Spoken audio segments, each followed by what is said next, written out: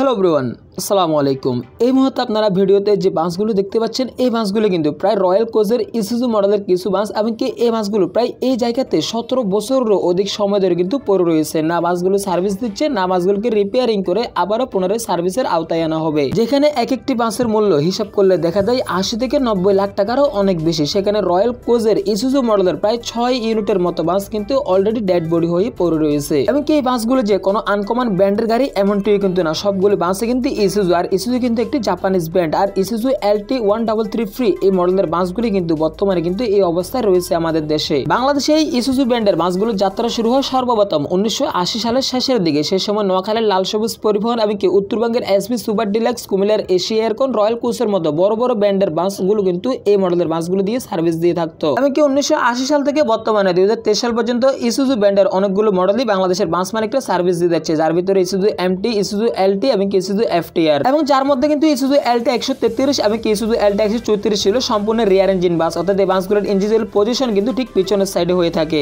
এমনকি বর্তমানে royal coach প্রায় 17 বছর ধরে যে বাসগুলোকে তারা ডাম্পিং এ রেখেছে, এই বাসগুলোর মডেল হচ্ছে ইসুজু LT 133, অর্থাৎ এই বাসগুলো কিন্তু সম্পূর্ণ রিয়ার ইঞ্জিন বাস। এমনকি পরবর্তীতে দেশে আসে ইসুজু LT 133 এর আপডেট ভার্সন ইসুজু LT 134, যে বাসটি ছিল সম্পূর্ণ সিবি প্রোডাক্ট, এমনকি বাসগুলোর অ্যাসেম্বল ছিল ভারত হয়ে আমাদের দেশে আসতো, এমনকি এই বাসগুলো ছিল সম্পূর্ণ রিয়ার ইঞ্জিন যুক্ত বাস। এক কথা বলতে গেলে ইসুজু LT 133 এবং ইসুজু LT 134 এই দুটি মডেলে কিন্তু সম্পূর্ণ রিয়ার ইঞ্জিন যুক্ত বাস, এবং যেখানে ইসুজু LT 134 সম্পূর্ণ সিবি প্রোডাক্ট এবং ইসুজু LT 133 এর চেসিস নিয়ে এসে বাংলাদেশে বডি নির্মাণ করা হতো। এখন হয়তো আপনাদের মাথায় হয়তো একটা প্রশ্ন কিন্তু অনেক বেশি ঘুরপাক খেতে পারে, সেটা হচ্ছে বাংলাদেশের বাস মালিকরা যখন বাসগুলোকে ডাম্প করে সেই বাসগুলো কিন্তু বছরের পর বছর কিন্তু এই অবস্থা কিন্তু পড়ে থাকে। বাসগুলোকে না বিক্রি করা হয়, না বাসগুলোকে রিপেয়ারিং করে আবারও সার্ভিসের আওতায় আনা হয়। এমনকি পাশাপাশি আপনারা হয়তো রাস্তায় চলাচলকৃত লাক্সারিয়াস যে ব্র্যান্ডের বাসগুলো আমাদের দেশে সার্ভিস দিয়ে যাচ্ছে, সেই বাসগুলোর পিছনের সাইড আপনারা যদি একটু ভালোভাবে লক্ষ্য করেন তাহলে দেখতে পারবেন যে সেখানে বিভিন্ন ব্যাংকের কিন্তু নাম লেখা রয়েছে, যেমন ইসলামী ব্যাংক, পূবালী ব্যাংক, এরকম কিছু ব্যাংকের সিল মারা হয় বাসের পিছনে। এমনকি বাসের পিছনে ব্যাংকের সিল মারার অন্যতম কারণ হচ্ছে বাস মালিকরা কিন্তু সবসময় দেখা যায় কিন্তু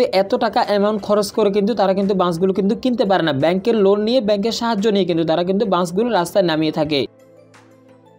এমনকি যে সিলটার কথা আমি বলেছিলাম, যতদিন না বাস মালিক ব্যাংকের টাকা পরিশোধ করবে ততদিন পর্যন্ত কিন্তু ব্যাংকের আওতায় কিন্তু এই বাসের কিন্তু সমস্ত ডকুমেন্টস বলেন, অর্থাৎ এক কথা বলতে গেলে বাসের মালিকানা কিন্তু ব্যাংকের কাছে থাকবে। তবে এখন আপনাদের কি মনে হয়, বাংলাদেশের হানিফ এন্টারপ্রাইজ, শ্যামলী পরিবহন, সৌদিয়া, চিটাগের এসালাম সহ বাংলাদেশের এমন বিভিন্ন বড় বড় বাস কোম্পানি রয়েছে যারা কিন্তু বাস নামালে কিন্তু দেখা যায় তাদের ব্যাংকের সিল মারা রয়েছে তাদের বাসগুলোতে,